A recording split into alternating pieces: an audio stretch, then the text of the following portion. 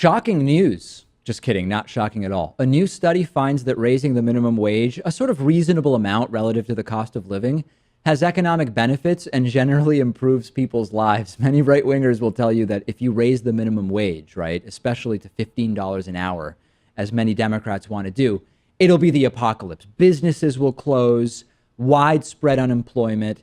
Unfortunately, the facts don't really bear that out. We have a new study conducted by UC Berkeley, which proves the opposite. They looked at Seattle, Washington, and they looked at Seattle's $15 minimum wage, and it worked really, really well. The study used the rest of Washington's economy as a sort of control to predict what would have happened in Seattle if they had not increased the minimum wage to $15. On January 1st of this year, the $15 minimum wage took effect. And now unemployment is lower than it's been in Seattle for nearly a decade.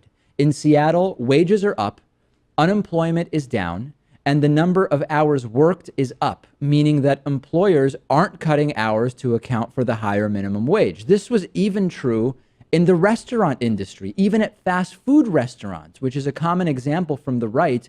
The conservatives like to say, oh, well, it's when you raise the minimum wage, it's particularly bad for fast food restaurants. And the truth is, people weren't being laid off in the way Republicans said would happen. The higher minimum wage drew people to those fast food jobs, not away. And those workers are also able to themselves, as a result of earning a higher salary, have a higher standard of living. And these are meaningful trends, right? The data here is really impactful. Because Seattle didn't just suddenly raise its minimum wage 6 months ago. They've been slowly and steadily raising it over the last several years up to $15 per hour at the beginning of this year. And things have been progressively getting better and better since the beginning of these increases. The study found that instead of the new minimum wage making it harder for businesses to find what are called low-skill employees, it's causing surrounding communities to raise their wages to compete with the new opportunities in Seattle. Companies are struggling when they're not paying their workers enough instead of the other way around. You hear, oh, if minimum wage goes up, that will make companies struggle. No, the companies not paying the higher wages are struggling.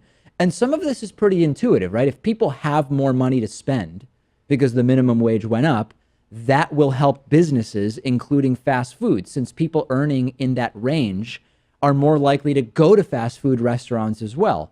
And more people are working. They're working more hours. They're getting paid more, all of which stimulates the economy. Seattle is the first major city to raise its minimum wage in this way. And this is now going to become part of a larger study at Berkeley to look at other cities raising their minimum wages. This is very good news. Right, and conservatives have this talking point that if you raise the minimum wage, then you have to make up for it by lowering hours or cutting staff in some way, as if there's no other factors there. And I understand that, a company may budget out a certain amount to labor costs. Sure. But there's other things in that pie chart, right? Like, for example, corporate profits. And when you're talking about big companies like McDonald's or Walmart, they can easily afford to do that. No doubt about it. And it is not a linear relationship, right? If you raise wages X, you don't have to raise all prices that exact same percentage. And by the way, there's another really common conservative talking point from those who try to debunk the minimum wage, which is, listen, if $15 is better than $12 and more money for everybody is good, why not make the minimum wage $200 an hour, and then everything would be great? See, you couldn't, so you shouldn't raise the minimum wage at all.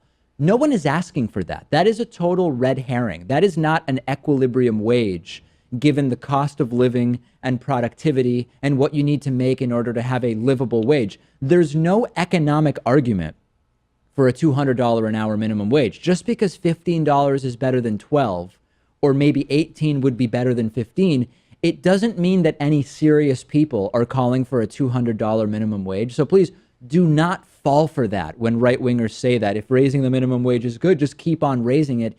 It's not a serious economic argument that anybody is making.